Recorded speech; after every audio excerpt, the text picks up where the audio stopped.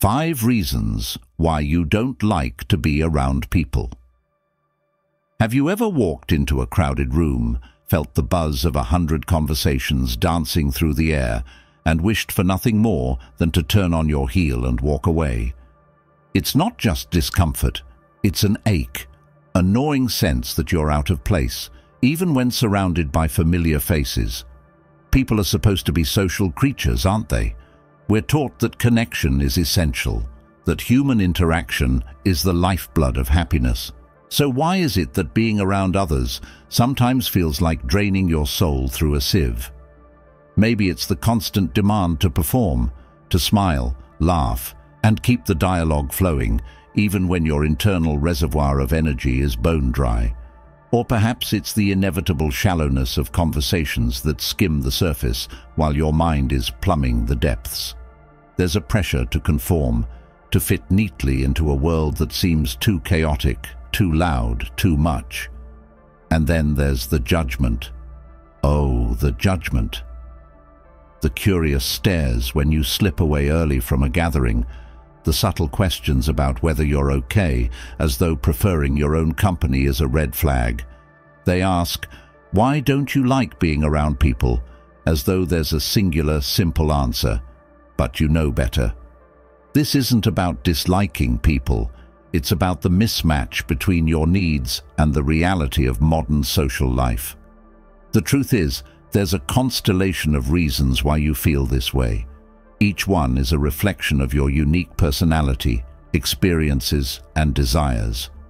These reasons aren't flaws, they're facets of who you are. Let's dive into them, not to justify or explain away your feelings, but to honor them, and perhaps to understand them a little better. 1. You are an introvert. There's a quiet power in solitude, isn't there?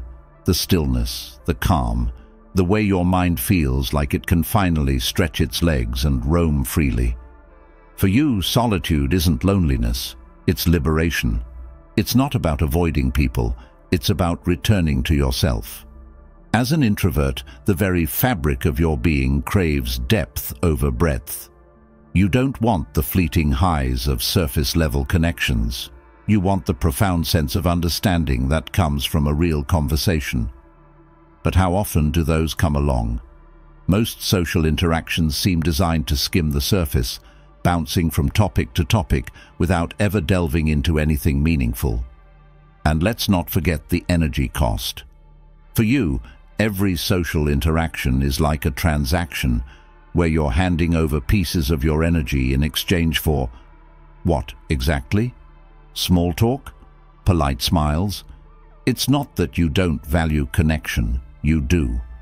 But when the balance sheet doesn't add up, you start to question whether it's worth it. Of course, the world isn't built for introverts. There's an unspoken expectation that you should be outgoing, gregarious, the life of the party. When you're not, people start to wonder if something's wrong. They don't see the rich inner world you inhabit, the thoughts and dreams that swirl within you like galaxies. So you retreat, not out of fear or disdain, but out of a need to preserve the core of who you are. Solitude isn't a retreat from the world. It's a return to your essence. And if that makes you antisocial in the eyes of others, so be it. You know the truth. 2. Trust issues. Trust is a fragile currency in relationships, and for some, it's been spent too freely, only to yield betrayal in return. If you've been burned before by a friend who turned their back on you, a partner who shattered your confidence, or even a relative who let you down, you know how hard it is to rebuild. Trust issues aren't about paranoia, they're about survival. Imagine pouring your heart out to someone only to have your words twisted and thrown back at you. It's not just hurtful, it's disorienting. Suddenly, the rules of connection feel arbitrary, the ground beneath your feet unstable. Trust issues don't just make you wary of others, they make you wary of yourself, questioning your ability to judge character, to discern friend from foe. And so, you retreat. Not because you don't want connection, but because you fear the cost of it. Each interaction feels like a gamble, with stakes too high for comfort. The vulnerability required to trust someone again feels like opening a wound that hasn't fully healed. It's not just a fear of being hurt, it's a fear of being hurt again.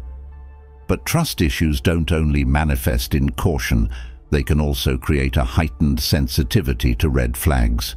You become attuned to subtle cues, a glance that lingers too long, a tone that doesn't match the words. While others might brush off these signals, you take note, adding them to a mental ledger that dictates how much of yourself you're willing to share. It's not that you've given up on people entirely. Deep down, you still long for connection, for the warmth of genuine understanding. But that longing is tempered by the lessons you've learned, the hard, painful lessons that taught you not everyone deserves access to your heart. Rebuilding trust is possible, but it's a slow, deliberate process. It starts with small steps. A kind word here, a shared laugh there.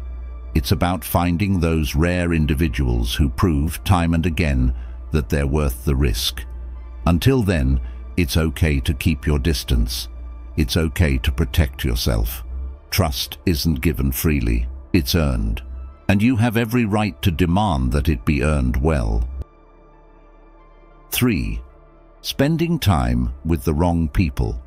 Not all company is good company, and this might be the most underrated reason why you shy away from socializing.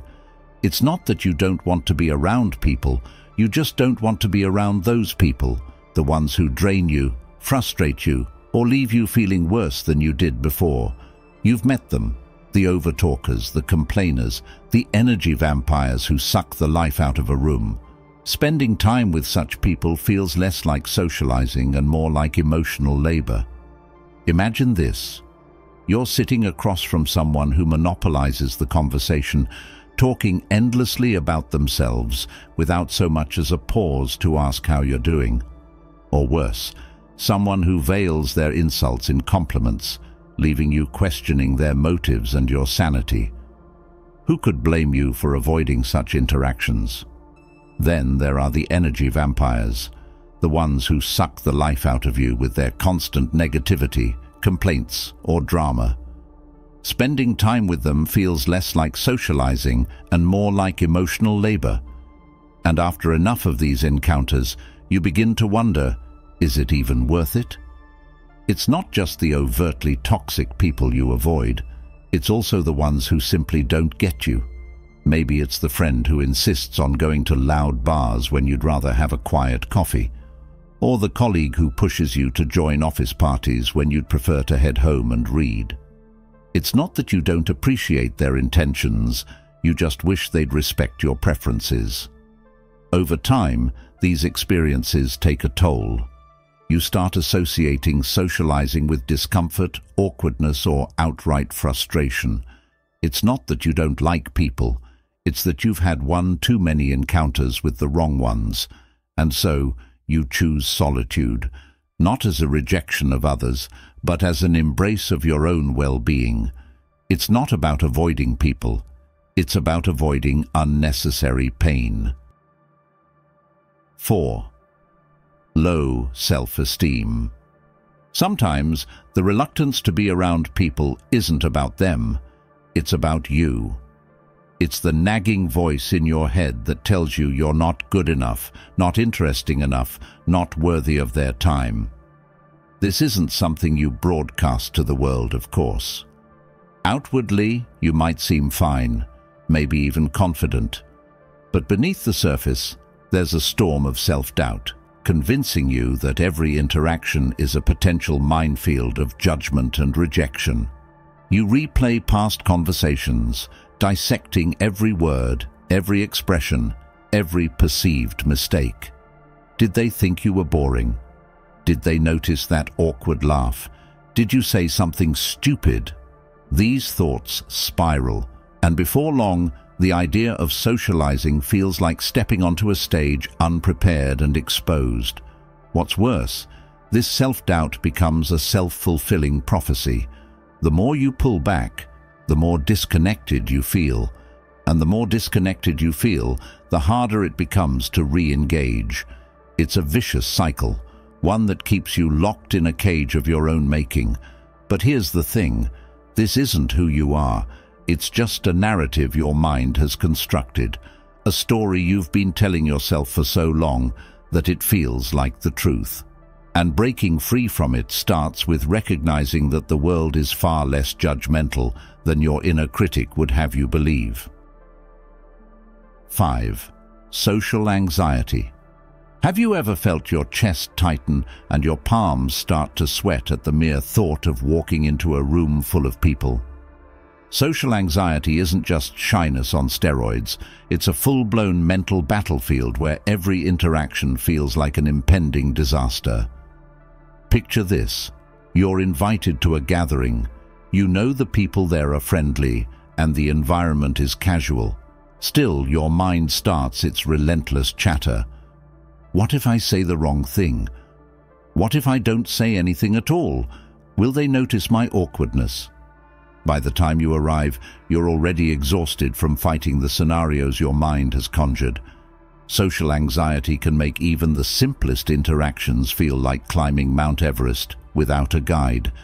Every smile feels forced, every silence deafening. You're hyper-aware of your body language, your tone of voice, even the angle at which you're holding your drink.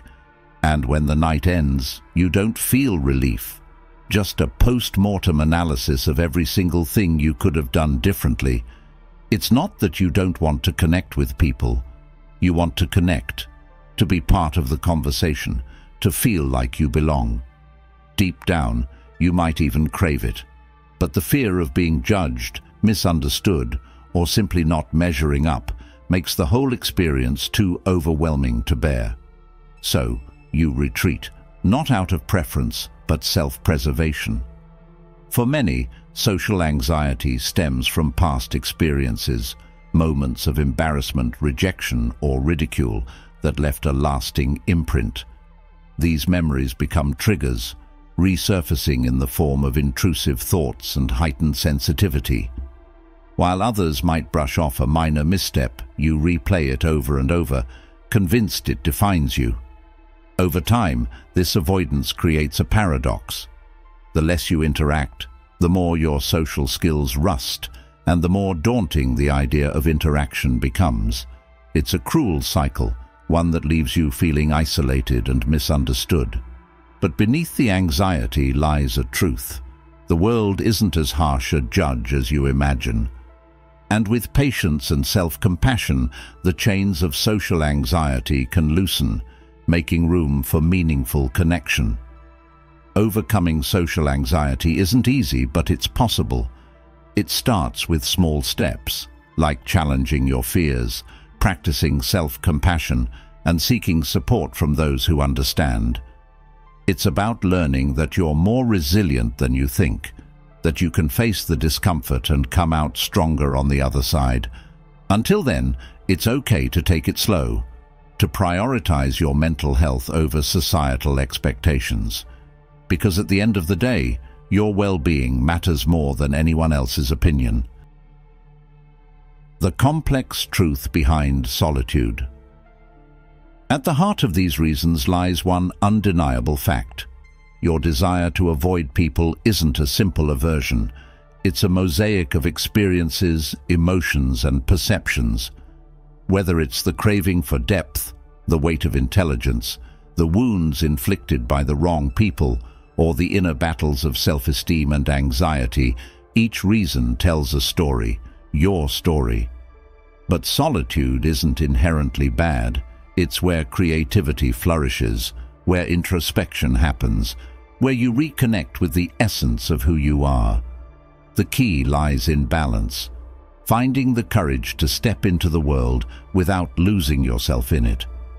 So the next time someone questions your preference for solitude, remember, it's not about avoiding people, it's about honoring yourself.